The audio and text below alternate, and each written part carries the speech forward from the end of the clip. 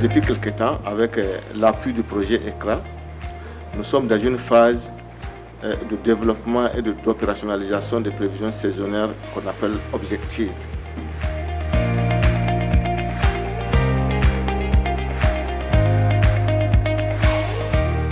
Après la formulation des méthodologies pour des prévisions saisonnières, il fallait développer un outil pour pouvoir faciliter l'implémentation par les pays. C'est dans ce cadre que l'outil WAS-SOS a été développé, basé sur le langage de programmation Python.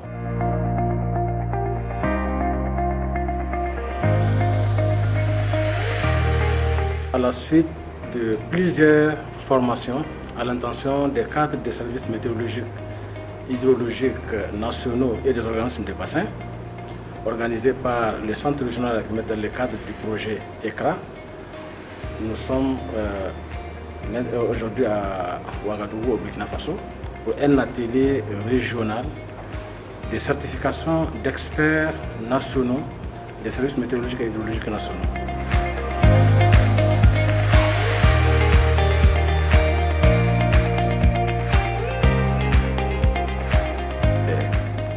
Les nouvelles générations de prévisions objectives, en tout cas, nous apportent beaucoup de choses, en ce sens qu'elles intègrent l'intelligence artificielle dans l'application. Également, elles nous donnent de nous améliorer également en étant un peu plus fiables dans ce qui est des prévisions. Elles réduisent considérablement certaines limites qu'on avait avec les prévisions consensuelles. Et donc, c'est véritablement un avantage de nous tourner vers ces prévisions objectives-là.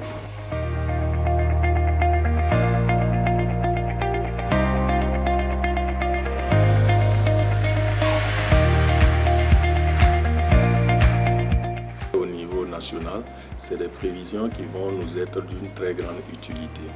Actuellement, par exemple, nous sommes lancés dans plusieurs processus d'action anticipatoire concernant par exemple la sécheresse, concernant également les inondations.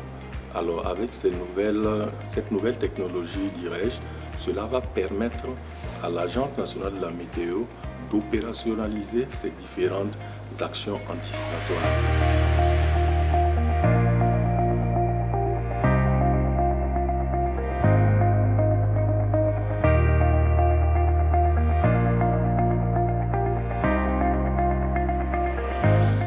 We were introduced to new generation hydrological seasonal forecast that is called objective seasonal forecast, and that objective seasonal forecast allowed us to learn about statistical methods as well as the AI approach of doing forecasting. And we were also introduced to the combined approach of these two methods.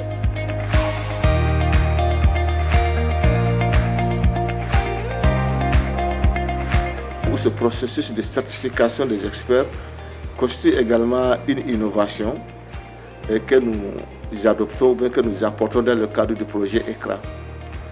C'est la première fois que nous engageons un tel processus qui nous permet d'aller au-delà de la simple formation ou du simple renforcement des capacités des experts. On a une vision assez cohérente globalement au niveau de ECRA, donc une vision qui est d'abord bien posée. Après la vision, il y a sa mise en œuvre qui repose sur le développement des outils, le renforcement des capacités et puis tout le processus d'endossement officiel par les responsables des institutions nationales. Et aujourd'hui, on est dans une phase de certification qui est très très importante. La phase de certification nous permet d'avoir de manière harmonisée et d'identifier de manière harmonisée l'expertise au niveau des États.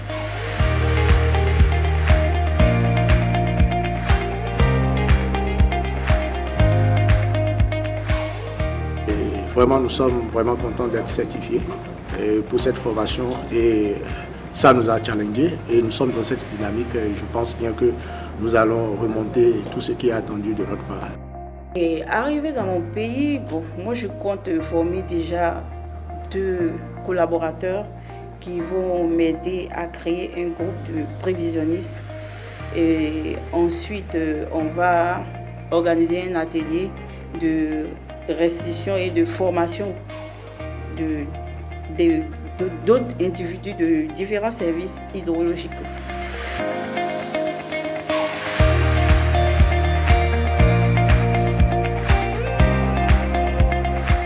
Accra a beaucoup appuyé le Centre climatique régional Agrimet à pouvoir développer les nouvelles générations de prévisions saisonnières. Et donc, par cet appui et ce partenariat, nous renforçons les capacités de Agrimet à devenir un centre climatique régional selon les standards de l'OMS, mais également à générer des prévisions saisonnières qui soient maintenant objectives, contrairement à ce qui se faisait auparavant avec les prévisions saisonnières consensuelles.